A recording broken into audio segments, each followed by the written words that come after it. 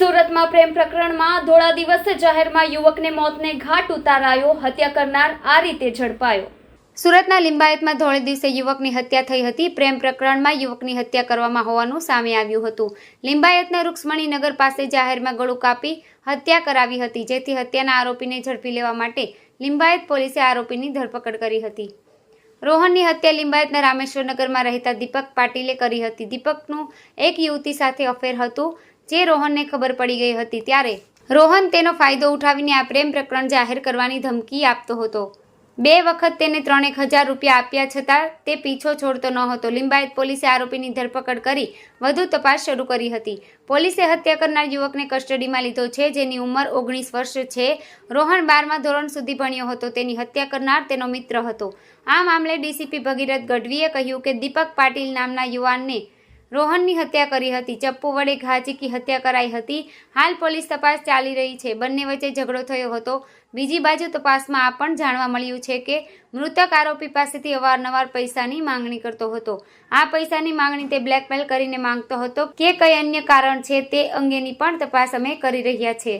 ગઈકાલે Limbayat police station વિસ્તારમાં RD ફાટકની બાજુમાં એક સોસાયટી છે, ત્યાં એક મર્ડરની ઘટના બની હતી।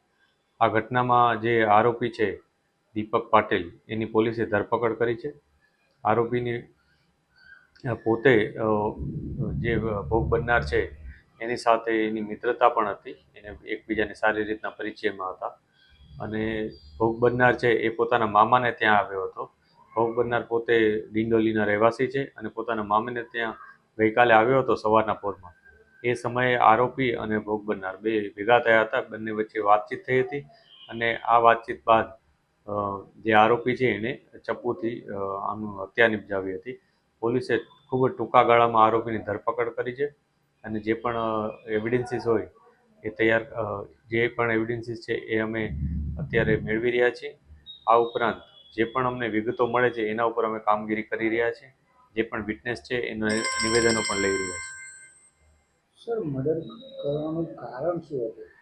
હાલમાં જે પોલીસ પાસે માહિતી છે એ મુજબ આ ઘટનામાં જે ભોગ બનનાર છે એની પાસે જે ભોગ બનનાર છે એ પોતે આરોપી પાસે કંઈક પૈસા માંગતો હતો। આ પૈસા બાબતે કંઈક બંને વચ્ચે ઝઘડો થયો હતો, એને કારણે એને હત્યા નિપજાવી હતી।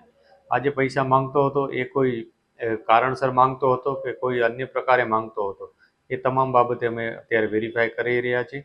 ઇન્વેસ્ટિગેશન એ જ દિશામાં ચાલુ છે અત્યારે કે કઈ રીતના અને શું કામ આ પૈસા માંગતો હતો અને કેટલા રૂપિયા અત્યાર સુધી અમે આપ્યા હતા। સર, આરોપી શું કરે છે અને એનું કોઈ બેકગ્રાઉન્ડ છે? જે આરોપી છે એ અત્યારે 1 વર્ષથી અહીંયા રહે છે એના માસીની ત્યાં, અને એ પોતે પહેલાં મહારાષ્ટ્ર રહેતો હતો। એના અત્યારે જે માહિતી છે એ મુજબ જે આરોપી એક્સટર્નલ અભ્યાસ પણ કરે છે અને અહીંયા જે માર્કેટ વિસ્તાર છે એમાં અત્યારે રેગ્યુલર કામમાં જાય છે અને સમયાંતરે પરીક્ષા આપતો રહે છે। એ પ્રકારની માહિતી પોલીસને મળી છે। આરોપીને કોઈ ગુનાહિત આ બાબતે પણ અમે વેરીફાઈ કરી રહ્યા છીએ કે આરોપી કોઈ અન્ય ગુના સાથે સંકળાયેલ છે કે નહીં, અગાઉ એના વિરુદ્ધ કોઈ અરજી થઈ હતી કે નહીં, અથવા એણે પોતે કોઈ અરજી કરી હતી કે નહીં, એ બાબતે પણ અમે તપાસ કરી રહ્યા છીએ।